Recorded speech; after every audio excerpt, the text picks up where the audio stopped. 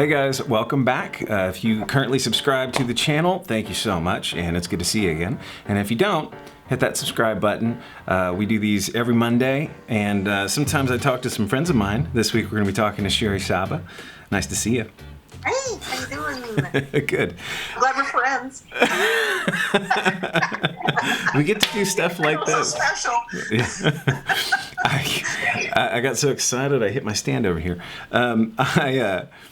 So this week we're going to cover, the steps to buying a house, but also I want to just talk about that process a little bit. If you can walk us through, we've talked about steps and tips in terms of getting into being able to qualify for a house, right? So maybe let's get into that process a little bit from here. I think the first steps really is get your team together.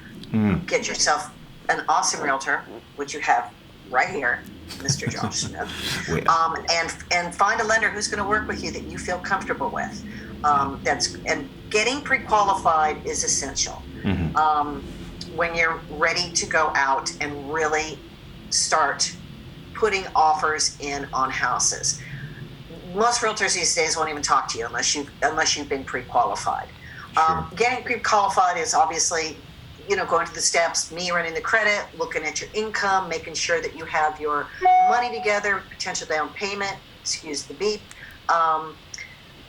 what kind of loan program that we're going to be looking at for you, and I'm going to be sharing that information with your realtor so that they know when they're out making an offer, we're going conventional with 10% down. We're doing FHA with 3.5% down. We're doing a first-time home buyer program, getting our ducks in a row so that he knows exactly when he's out looking at a house with you, if that house will qualify, will this go here? Does this need a lot of work? He knows the loan program that we're looking at. So pre-qualification is great. I will provide you with a pre-qual letter.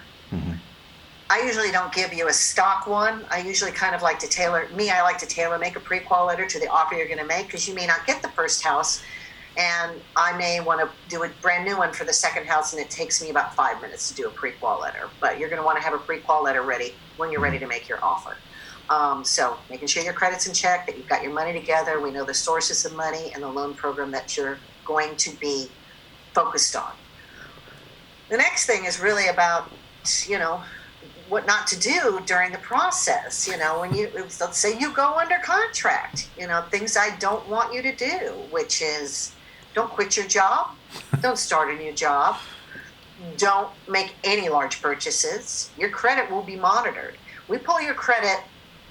When I pull a credit report, it's good for 4 months, but we will be monitoring your credit. So if during the loan process, I get my processor calls me and says, hey, Mr. and Mrs. So-and-so over here just got a ding on their credit report from a car dealership. I'm going to be calling you up and going, what are you doing?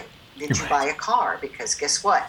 That might totally disqualify you for a loan. So don't change jobs, don't quit jobs, no large purchases. Don't put any large deposits in your accounts that we don't know where it came from. Don't take out any new loans that we don't know about, just because we will find out everything.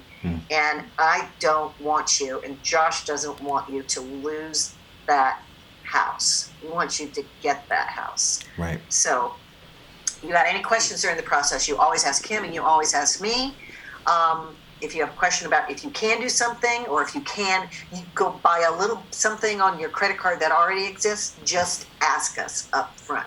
You just have to be careful until you're done. Leave everything kind of status quo during the loan process until you are complete, until you're at that closing table, signing your documents, and have the keys in your hand.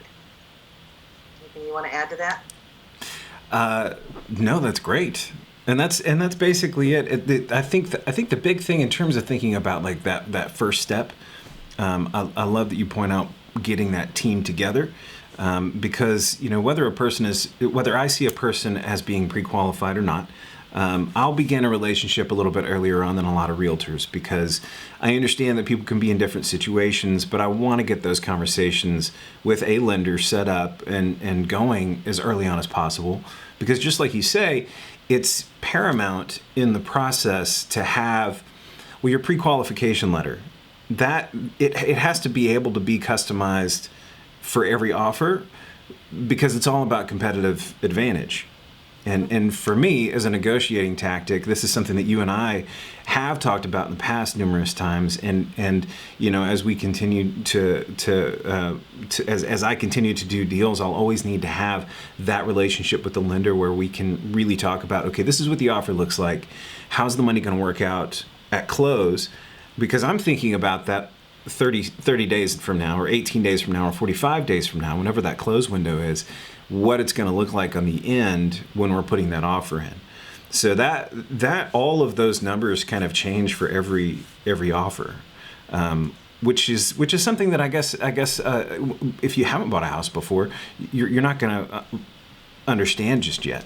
But yeah, getting that team together early on, and us being able to have that communication as the realtor and lender. That's essential. It is. That's really essential. I mean, I'll give you an example. I called the other day. I was making some doctor's appointment. I just started talking to this girl, and she was asking what I did, and I told her, and she went, "Oh my gosh, I just bought my first house." I said, "Congratulations!" And she said, "It was a terrible experience." Oh man. She said, "We didn't know what was going on.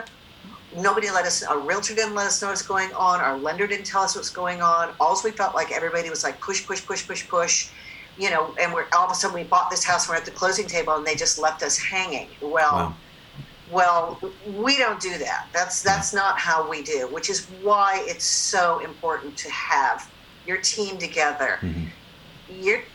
We want this. This doesn't have to be a scary experience. This can be really, and we like to educate you on, right, you know, what's going to come next, and hold your hand and have you understand what's going on, so that it doesn't look like a big scary thing. You go, "Oh, I get that. Oh, they told me this was going to happen. Now, so that wasn't so scary." It can be a very fun process. It can be stressful, but we try to take the stress out of it. Team. People who respect you and are willing to take the time to explain things to you is very important. Whether that's me or somebody else, that's something you need to look for. Yeah. In your realtor and your lender. Exactly right. Yeah, you need to find a good personality that matches your personality, and a large part of that is finding someone that understands where you're coming from and what your goals are, so they can help. I mean, ultimately, at the end of the day, you know, this is something that you and I might do every day. But if it's your first house, or maybe you've only bought a couple of houses in the past, maybe you had a really bad experience last time and you're ready to buy another one, being able to have an expectation and have that expectation met is a big part for me of the process. Before I was a realtor and I bought a house, it was a really cumbersome process for me, and I was in the dark, much like the person you described. And so I understand firsthand what that's like, and yeah, it's really important, you know, for me as a realtor to have that great relationship with the lender, whoever that might be, because it helps me to serve the client better. And then I think it's the same on your end. It sounds like it's the same exact thing. Absolutely. And it changes that experience so much when we're all on the same page, working toward the same goal. Yeah. So don't be scared to ask questions. That's a big important thing too. When you're starting this process, if you feel scared to ask questions, then you may not be with the right people.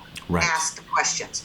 If you need to ask them 2, 3, 4 times, ask them 2, 3, or 4 times, because you may need reassurance. You may need reminding. It's okay to do that. This is one of the biggest purchases you're going to make in your life. So, you know, this is your purchase, not ours. Right. This is your purchase. So ask those questions and make sure that you feel comfortable. I think that's great advice.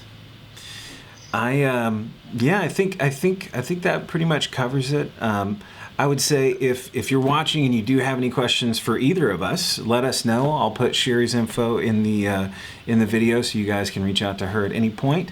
My info is always up there, so feel free to reach out to me with any questions that you might have. Shari, I'd like to thank you again for joining us for this series of videos. This has been great. Yeah, we should do it again. We should do it more often. I think, sounds good. Yeah, maybe we'll have to host an event or something at some point soon, so we can bring in some live questioning for people. Yeah, let's hope we can host an event soon. That would be nice. Well, it'll probably. What those are like. Yeah, right. Yeah, I almost forgot what that's like being with people in the same room. Yeah. Maybe we could do like a Zoom thing. I don't know. We'll figure it out. But thank you guys again for joining us, Shari. Thank you again, and we'll see you guys soon. Let us know if you have any questions whatsoever. Have a good day.